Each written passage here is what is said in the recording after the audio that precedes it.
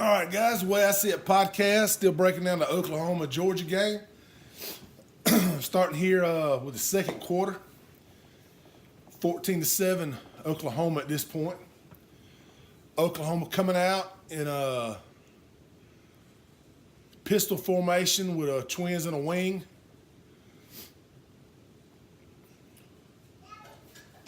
Hitting the tight end. That tight end's a weapon for them. Yeah, he's a ball player.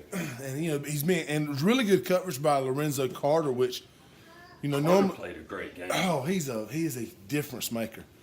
I have at some point we're gonna get into a draft preview, and I have not looked at anything like this, but I'm gonna go ahead and say that guy's a first round draft pick. Carter. Yeah, Lorenzo, absolutely. Yeah. He's a difference maker. He's special.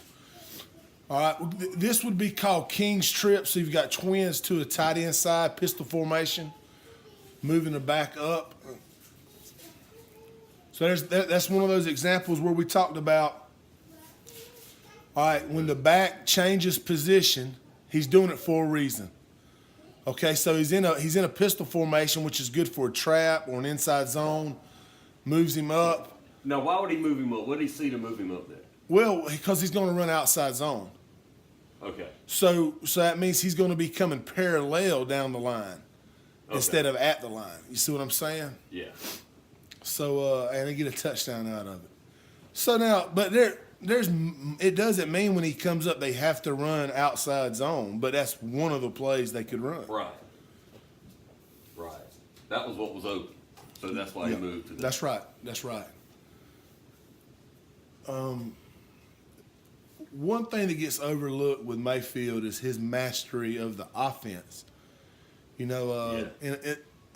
you don't want to give somebody too much praise, but that's what made Peyton Manning so good was not that he just had the best arm in the world, but is that he understood how to manipulate defenses. Right. And I mean, on a college level, it seems like Baker Mayfield has a similar grasp of what Oklahoma's trying to do. Yeah, All right. He really does. So it's 21-7. Georgia's coming out. Well, house, right there. I think that was inside zone. So we just saw Oklahoma scored on what outside zone. Yep, and you've seen Oklahoma do this a few times. You're gonna fake, so they're faking the jet. So see that's zone left. You can see how those linemen are moving. Yeah. That's zone left. I'm gonna do a slow motion right here. So see number 4 coming across in a jet right motion. Okay. Now the O-line, they're all going to block zone left, inside zone left. Okay? Now if you see the outside linebacker and number 9, there's number 9, that's the inside linebacker, and then those two guys, you see they're both moving with the jet. Mm-hmm. Okay? They're both moving with the jet. That's what that jet. Look at this block right there. Oh yeah. That's what that jet sweep is there to do. So you see 13, the safety, he's not even looking. They're thinking 4's got the ball. Absolutely. They still haven't looked at the... Right. He just saw it. Yep. And hey, that's too late. Yeah. It's too late because that's a bad man right there. And Oklahoma's defensive tackle was on his back. Oh yeah. 4 yards off the line of scrimmage. Right. It was a great call based on the formation. It was well executed, and that gives you you kind of get to see what the jet motion did to that play. Mm-hmm. Because usually, even though it's zone left, most time when you run inside zone left, the yards are going to be on a cutback to the right, or if you run inside zone right, it's going to be on a cutback to the left. So it's jet right, zone left with a right cutback. And those guys are over pursuing the jet, and that's creating a lane. Right. These are two. Let's look at it from the other view. These are two really good offenses. Really good offenses. All right, let's see. These guys are drawing up here. I mean, that is just that. You know, that should never be that open. No, it shouldn't. But you got to keep your head on. You got to. Man, The linebacker didn't. no, know they're who not had the playing ball. good defense at all. No. He's not. You know, we said in one of our podcasts that every good defense is going to set the edge and is going to squeeze. With no squeezing right there. Squeezing means you're not allowing gaps. Man, there wasn't a gap that you could have driven a Mack truck through right there and not hit anybody. Absolutely. But it's great offense on Georgia's Well, I was part. about to say, it says a lot about the leaders on Georgia's team because it's 21-7 right there. Oh yeah, that's And right. if Georgia don't come out and score right there, it's more than likely going to be 28-7. And I want to touch on something that we had talked about when we were breaking Oklahoma down before this game. When we said that, hey, there's a chance that Georgia may get down 14 or 17 points in the first half. And if that happens, it's important for Georgia to not panic and to continue to do the things they do. Because what we said was if they come out and just go to throwing it, and they have some 3 and outs, all of a sudden it'll be out of hand. This is a great example of, okay, we're down 2 touchdowns, big deal. It's the second quarter, big deal. We're going to do what we do. And what they do, Oklahoma couldn't stop. Couldn't stop. So that At shows halftime, Georgia was averaging, what they say, 13 yards a carry? Something Something ridiculous like that. I mean, a first down a carry. right, something crazy.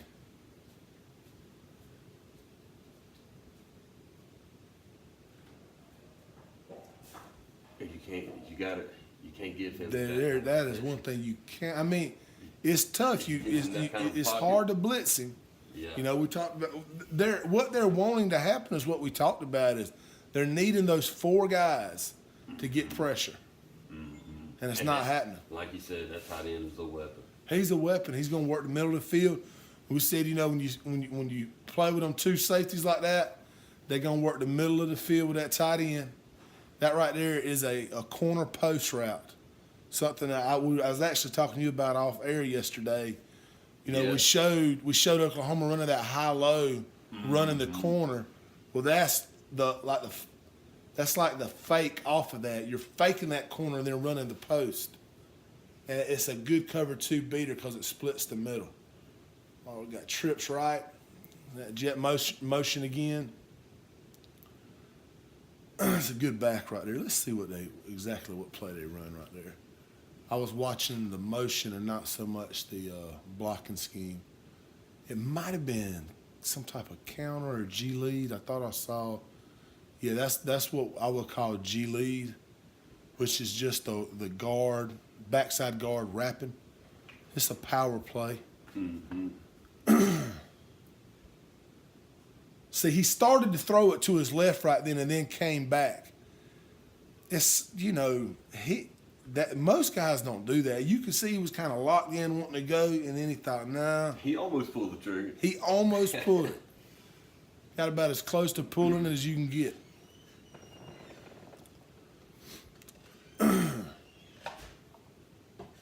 In complete control. All right. Got.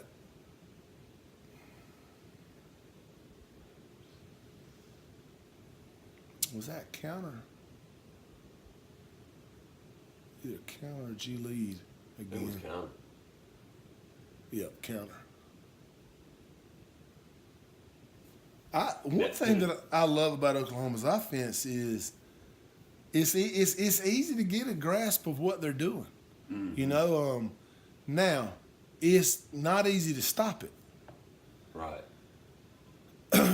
Yeah, and they really run the ball good. That penetration right there by Georgia's defense really stopped that play. Yeah. Because it stopped that pull and tackle. Right. Or he would have, you know, and took that pull and tackle out of the play, or it would have been a big game. God, that's a lot of weight to come down on somebody right there.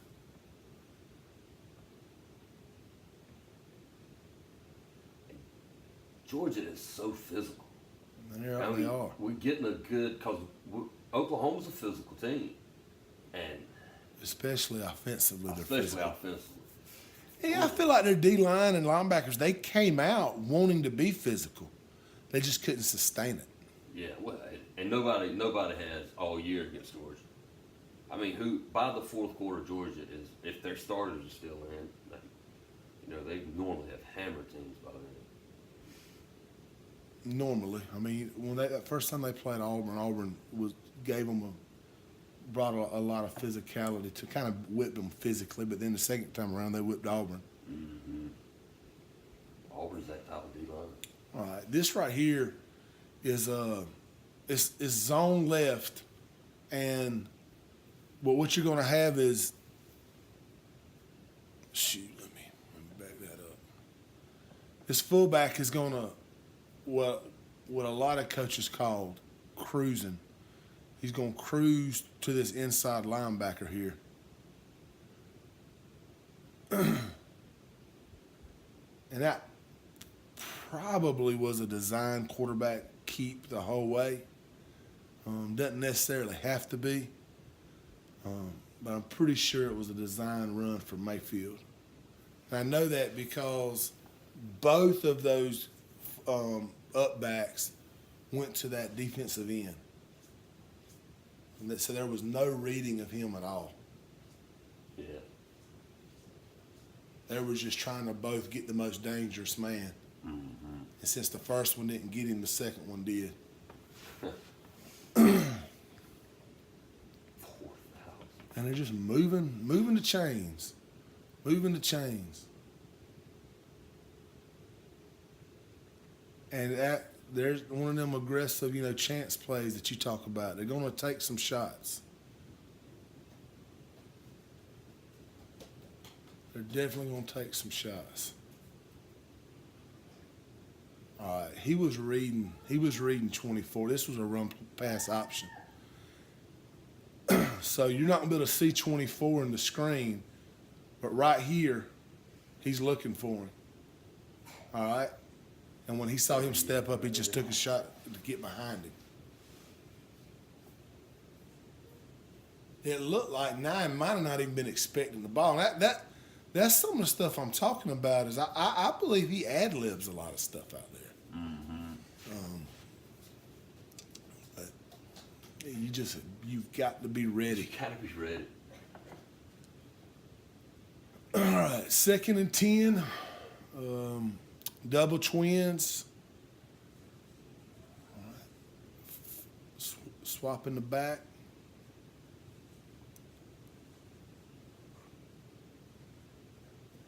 That should have That been should called. be called. Yep. I enjoy watching Mayfield handle the ball. Right.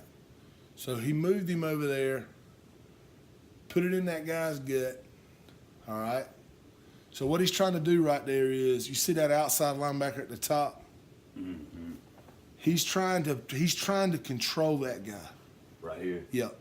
So he's wanting him to step in and play the run. And if he plays the run, then he's going to hit this slot guy running the bubble screen at the top. Okay? But he kind of holds his ground out there.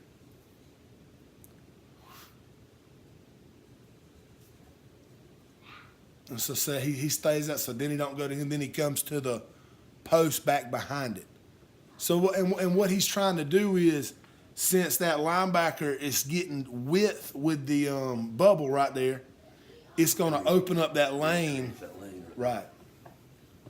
So that, yeah, that's what's going on in that play.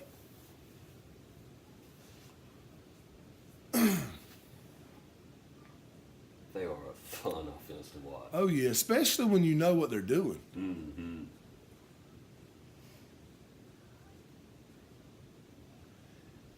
And what you're gonna see is that they're not gonna worry about the corners very much. They're going to pretend the corners are not even there.